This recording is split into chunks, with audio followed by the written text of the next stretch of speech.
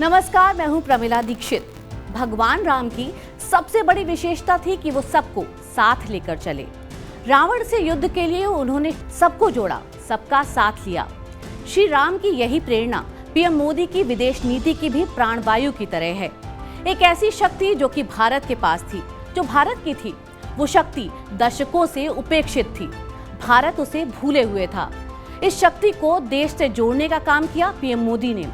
आप सोच रहे होंगे कि कैसे, तो चलिए फ्लैशबैक में आपको लिए चलते हैं। आपने वो गाना सुना होगा, बड़े दिनों के बाद हम बेवतनों को आज वतन की चिट्ठी आई है। विदेश में रह रहा शायद ही कोई भारतीय होगा जो नाम फिल्म के इस गाने पर रोया नहीं होगा। मां भारती से इतना प्रेम करने वाले प्रवासी भारतीयों को एक वक्त पर भुला ही दिया गया, लेकिन वक्त के साथ सहूलियतों के जो भंडार खुले, अब न सिर्फ वतन की चिट्ठी वहां जाती है, बल्कि वतन दिल खोल कर उन प्रवासियों के लिए रख देता है जो अपने हुनर से विदेश में भारत के नाम का झंडा बुलंद किए हुए हैं। वहां से प्रवासी भारतीयों की कामयाबी के किस्से हिंदुस्तान का सीना चौड़ा करते हैं, तो भारत में मिला सम्मान उन्हें दोगुनी शक्ति देता है। इस बार जिस पैगाम के साथ प्रवासी भारतीय वापस जाएंगे, उसने उन्हें भावनाओं के साथ साथ गौरव से भर दिया है। डिप्लोमेसी में राजदूत होते हैं, लेकिन आप विदेश में भारत के राष्ट्रदूत हैं। प्रधानमंत्री नरेंद्र मोदी के इस बयान ने इंदौर में महज तालियां नहीं बटोरी, बल्कि प्रवासी भारतीयों के भारत के विकास में सहभागिता का वो आश्वासन पुख्ता कर दिया है, जिसको बनाने में खुद प्रधानमंत्री नरेंद्र मोदी का अतीत भी शामिल है।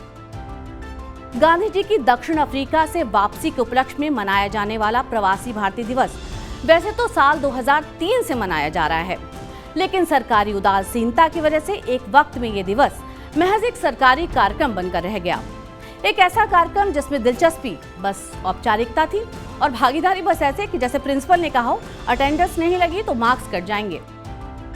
खास बात यह कि साल 2003 में जब पहली बार प्रवासी भारतीय दिवस मनाया गया, तो पीएम मोदी गुजरात के मुख्यमंत्री थे और तभी उन्होंने प्रवासी भारतीयों के सामने गुजरात अनलिमिटेड का नारा दिया और भारत को एक टूरिस्ट डेस्टिनेशन के तौर पर प्रमोट करने की बात की।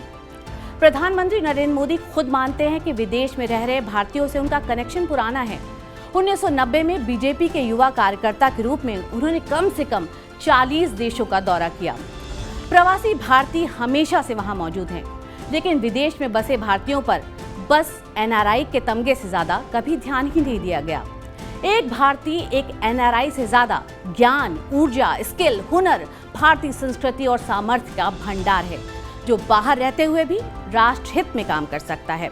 ये विजन पहले नहीं था, ये विजन पीएम मोदी ने देश को दिया है। आज जब प्रधानमंत्री विदेश दौरों पर जाते हैं, तो उनके प्रति लोगों का मोह और देश के प्रति गौरव का भाव ढोल नगाड़ों के साथ दिखता है, बच्चे बच्चे में दिखता है। भले ही प्रधानमंत्री के विदेश दौरों की आलोचना हो, लेकिन आज जब दुनिया भर में भारत की आवाज को, वहां रह रहे भारतीयों की आवाज को सुना जाता है, तो ये फर्क समझ में आता है। एक एनआरआई को जब आप खुद नॉन रेजिडेंट मानकर नगण्य कर देंगे, तो देश आने पर वो अपनों के लिए चॉकलेट से ज्यादा कुछ नहीं ला पाएगा। लेकिन जब आप उसके हुनर का सम्मान करेंगे, उसकी अपेक्षाओं पर ध्यान देंगे, उसकी भावनाओं पर काम करेंगे, तो वो विदेश में भी स्वराष्ट्र का परचम लहराता है। इस बार प्रवासी भारतीय दिवस की थीम प्रवासी आजादी के अमृत काल में भारत की प्रगति के लिए विश्वसनीय भागीदार है।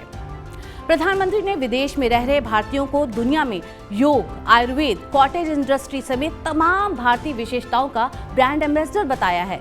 साथ ही ये अपील भी की है कि प्रवासी भारतीय दुनिया को जब भारत के बारे में बताएं, तो अपडेटेड जानकारी के साथ बताएं, क्योंकि ये नया भारत है।